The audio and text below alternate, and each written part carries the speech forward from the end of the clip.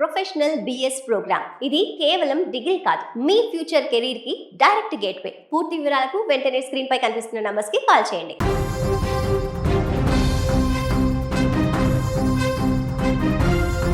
ఇండోనేషియాలో ప్రకృతి మరోసారి తన ప్రతాపం చూపించింది. తూర్పు ఇండోనేషియాలోని ఫ్లోరెస్ ద్వీపం సమీపంలో శనివారం తెల్లవారుజామున అత్యంత భారీ భూకంపం సంభవించింది.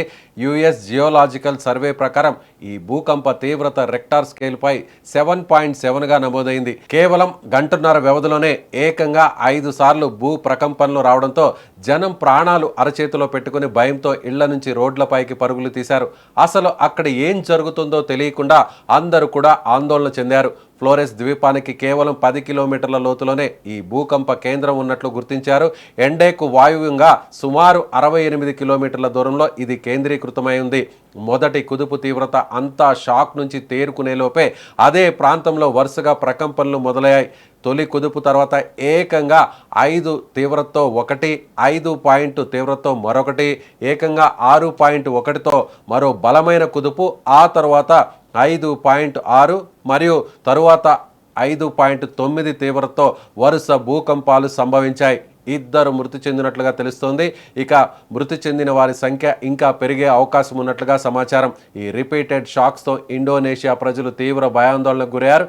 ఇళ్ల నుంచి బయటకు పరుగులు తీసిన విజువల్స్ ఇప్పుడు సోషల్ మీడియాలో వైరల్ అవుతున్నాయి. సమీపంలోని నగేకియా రీజెన్సీలో కొన్ని భవనాలు దెబ్బతిన్నట్లు కూడా సమాచారం అందుతోంది. ఈ భారీ భూకంపం కారణంగా ఇండోనేషియా అధికారులు వెంటనే సునామీ హెచ్చరికలు జారీ చేశారు. ఇండోనేషియా వాతావరణ శీతోష్ణ స్థితి భూభౌతిక శాస్త్ర సంస్థ ఈ విషయాన్ని అధికారికంగా ధృవీకరించింది.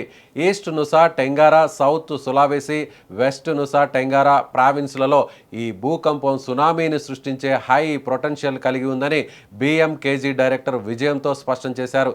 సముద్రంలో 0.5 మీటర్ల నుంచి 3 మీటర్ల ఎత్తు వరకు భారీ అలలు వచ్చే అవకాశం ఉందని హెచ్చరించారు.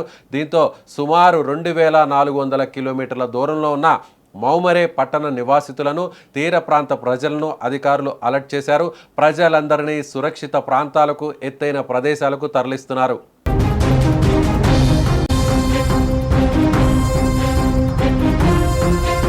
ఇది సునామీకి ముందు జరిగేటువంటి ప్రక్రియగా అక్కడ ఉన్నటువంటి అధికారులు చెప్తున్నారు. ఇది సాధారణ పరిణామమే అని, ప్రజలు ఎవరు తీర ప్రాంతాల వైపు వెళ్ళొద్దని అధికారులు స్ట్రిక్ట్గా వార్నింగ్ ఇస్తున్నారు.